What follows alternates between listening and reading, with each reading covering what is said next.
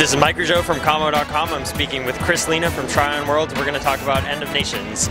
So what do you do at Trion Worlds? So I'm the senior MMO producer at Trion Worlds, so I'm overseeing the project with a couple other people on the Trion side. Cool. So walk us through the typical day of an End of Nations player, from when they log on to what they're going to be doing. Yeah, so when you first log on, you'll be looking at the war room and give you a great overview of what's going on in the game at that moment. A lot of information about where your friends are, what's going on, what battles are happening. Maybe check out the world map, see if any particular maps are really hot, maybe a map that you like.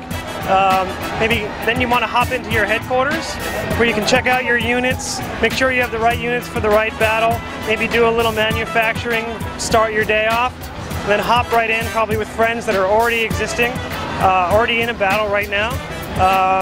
Do a couple missions, take some objectives. So what sort of play interactions are there going to be in the interactive spaces? That's really important for us. At its core, this is an RTS game, but we have to do the MMO elements correct. So a big part of that is having a place in the game, or places in the game, where players are going to see each other and meet each other. So we have the huge public maps. There's a lot of different missions going on, a lot of different objectives, vendors. So players will be interacting with each other. People that don't know each other will be running across each other, maybe grouping up, take on a boss or do a certain mission to really build those social ties that are really important in an MMO. One thing that struck me is that in the HUD, it's pretty much split even 50-50. Half of it is sort of the typical MMO HUD and half of it is an RTS HUD. So would you say the rest of the game is split down the middle like that? Well, like I said in the beginning, this is an RTS game at its core, and we put all those MMO elements where they make sense. So yeah, I think during combat though, you're moving around your units. An RTS player will be very familiar with how they're moving their units and the strategy and tactics.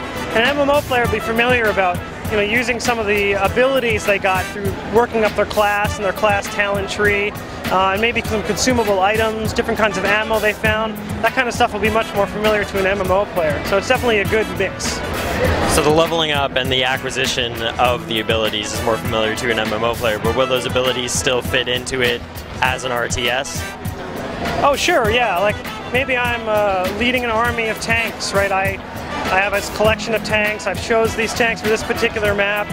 But an MMO player, maybe I have a tank power where I can briefly, reduce the rate of fire but increase the damage of my tank, or increase the armor for a certain amount of time, or maybe a flashbang.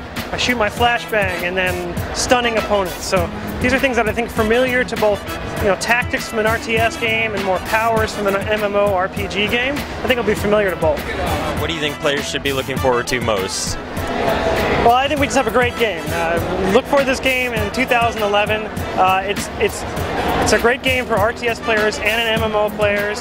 It's friendly to get in. It's a good learning curve, and it just has a little bit of something for everyone, from PvE combat, PvP combat, an overarching metagame. I think there's something for everyone.